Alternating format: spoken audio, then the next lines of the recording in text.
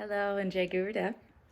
I would like to start this video by introducing you to some things I noticed about myself this week, which triggered a train of thoughts. I came to discover that this particular assignment has asked me to deeply explore these thoughts as we were asked to examine our surface and deep pulse for imbalances, especially deep-rooted imbalances. So, to start, if I sleep well, I will wake up a balanced person pretty naturally.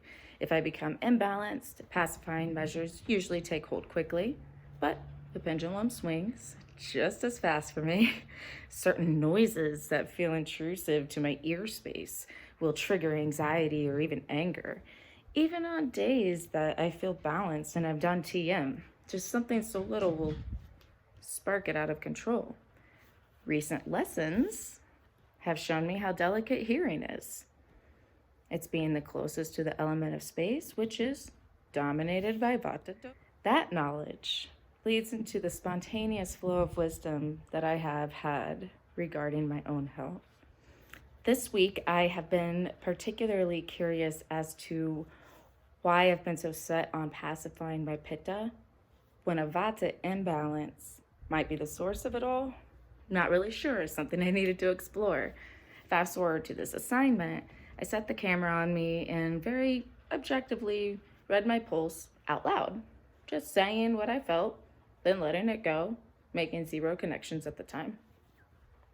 Our assignment is to focus on the surface and the deep pulse here. Those both had Vata jumping out at me. The deep pulse did have a nice feeling of Kapha in its own seat. And I originally thought there was Pitta jumping around, but then I realized that it was more of the Vata down there. I also read my other levels of the pulse, including the Dhatu pulse, which felt like Vata and Pitta together, but maybe a little bit more Vata. Then I went on a hike and forgot everything I wrote. I came back home hours later. I meditated before sitting down to read my results. Then I simply looked up what certain subdoshas meant along with the Dhatu. The surface Vata that I felt was likely due to pranayama that I did right before the pulse reading. I probably was enlivened there. I wrestled up this Dhatu pulse chart, and as you can see, the Vata and the Pitta together only relates to the Asti Dhatu, which, as you can see noted on the bottom here and by the color coding, that one is primarily Vata. And just looking at it, the deep pulse was likely Vata spilling into the seat of Pitta, but not yet moving into Kapha. I sat for a moment putting it all together, and I realized that I have a deep-rooted Vata imbalance that has spilled into Pitta. Considering other factors, I would say that it's been there for quite a while. For instance, 5 years ago, I had back surgery. Prior to the surgery, x-rays were taken. This revealed a level of degeneration in my discs that the doctors estimated had been happening for decades. It also revealed an anomaly that was associated with my reason for back surgery. The transverse processes on my L5 vertebrae were fused to my left and right iliac crests, the top of my hip bones, more or less. So the blue lines here show the L5 vertebrae was where the fusion occurred.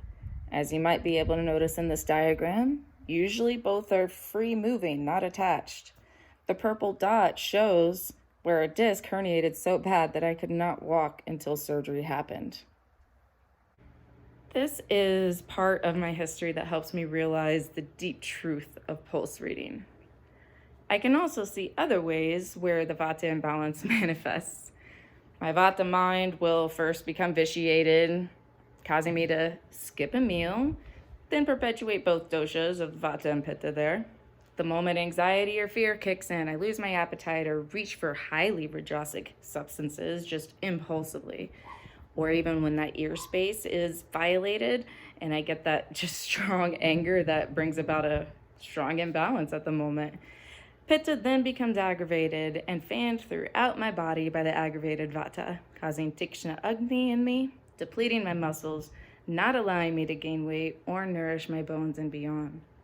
It makes sense to me that the Asti Dhatu would be the one that stands out now that I see all of this.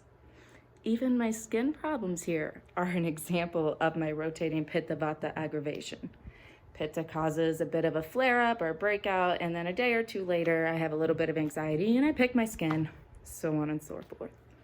It makes a lot of sense to me when I integrate my new knowledge of the Shed Kriya cow with my history of digestion and moods too. I feel that in my case, ama reducing techniques are not the answer, but the sattva increasing foods and behaviors are the key. I need safety and stability in areas of my life where they've been lacking.